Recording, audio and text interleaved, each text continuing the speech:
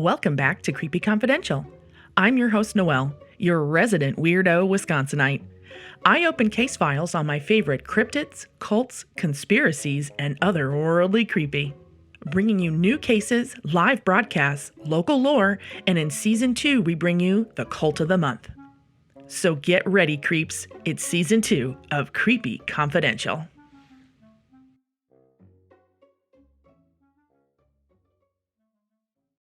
Warning, the following episode contains descriptions of martyrdom, ritualistic behavior, and sex. Happy Valentine's Day!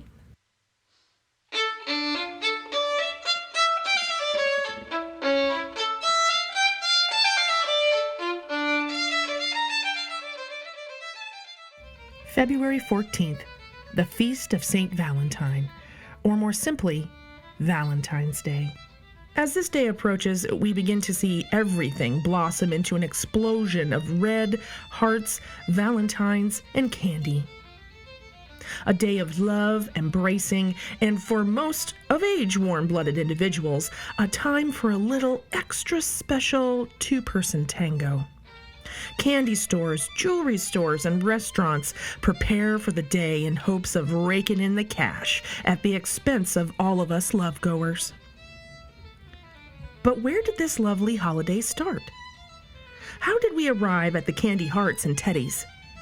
Turns out, martyrdom. Of not one, but two saints on February 14th, all within the same century. And, of course, sacrifices, fertility rituals, and, let us not forget, a sex lottery. Oh my. Sup, creeps? Welcome back. This time we're going to be discussing the creepy history of an approaching holiday, Valentine's Day. Of course, all of us know Valentine's Day as that lovey-dovey time of year where all of us try and get a little more kissy face with each other, or, generally just showing the love. Now, the thing is this particular holiday, while it's vast amounts of red and hearts and smoochy faces, is actually deep-rooted in the beginnings of a very dark history. So let's talk about the creepy history of Valentine's Day. Now, to talk about history, there isn't an exact pinpoint time when this particular holiday started. It's another one of those we try and trace back to when we think it may have started, and you trace back to people, places that match up with it.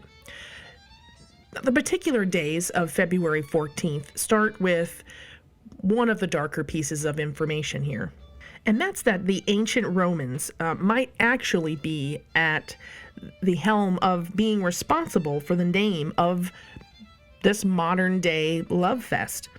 Now, Emperor Claudius II actually executed two men, both named Valentine, and on the date of February 14th of different years, but within the same century, in the 3rd century to be exact.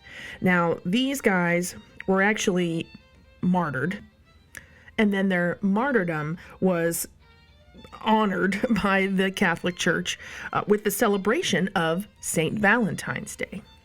Another part of that history is also including the Romans, that from February 13th to 15th, the Romans would celebrate this feast called Lupercalia. This is when it gets a little graphic, so just to warn you. They would sacrifice a goat and a dog, then would whip women with the hides of said animals that they had just slain in hopes of increasing fertility to these women.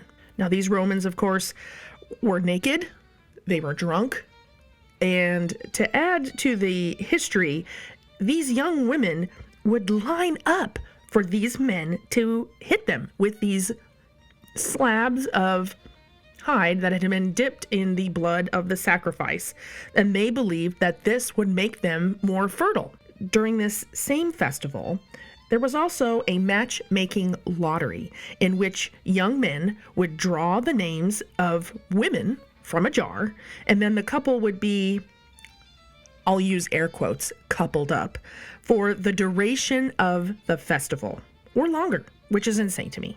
The reason I find it kind of nuts is if you are an of-age individual, a consulting individual, and perhaps you are taking part of an act such as coupling up with somebody's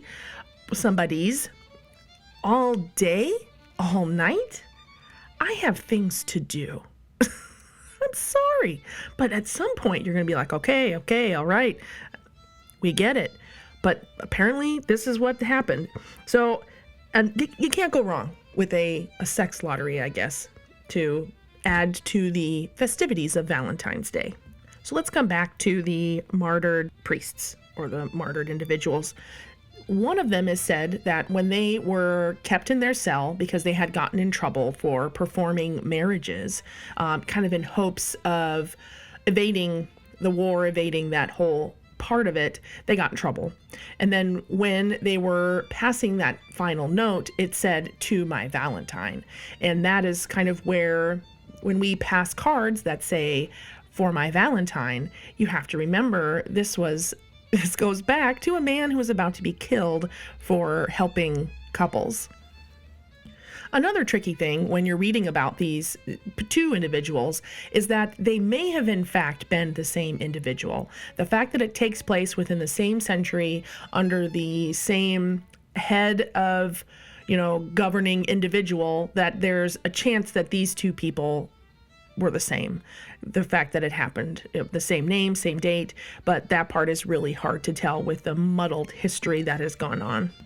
Speaking of muddling history, now later, another pope, Pope Gelasius I, tried, it was in the 5th century, tried to tamper down those pagan rituals and then would start with a festival and kind of became more of a theatrical interpretation maybe of what it had once been. Essentially, put your clothes back on, let's keep the love and the fertility going, but let's not do this whole ritual thing.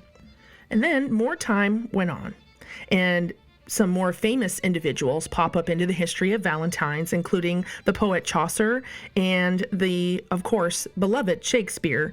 They kind of romanticized this Valentine's Day into their works, and that's when it really started gaining ground of popularity throughout the whole Britain area and throughout Europe. Handmade paper cards, which we know as Valentines, became kind of the token of love of the Middle Ages when it came to Valentine's Day. Now, how did it make it here, do you ask?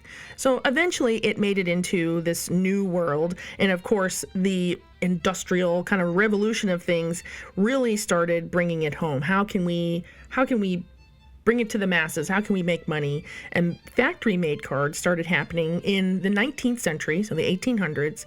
And then in 1913, Hallmark cards of Kansas City, Missouri, that's when they began mass producing Valentine's Day cards. Now, February since then has not been the same. And since that early time of the 1900s, this holiday has been a big business. Jewelry, flowers, cards, candy, food, you name it.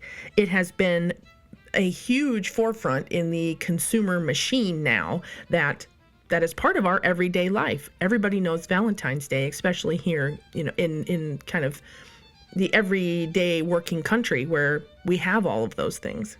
So just remember, next time you're really thinking about how you can really bring the Valentine's Day spirit to your coupling of whatever it may be this year, whoever you're going to say, "Would you be my Valentine?" Just remember the dark, creepy history of Valentine's Day. So love goers, beware this year. Don't be part of any sort of crazy sacrificial rituals. Just buy some simple candy hearts and call it a day. All right, creeps. Just wanted to bring you this little message on this wonderful Valentine's Day that's approaching.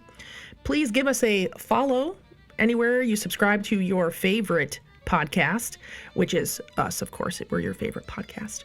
And come back next time here on Creepy Confidential.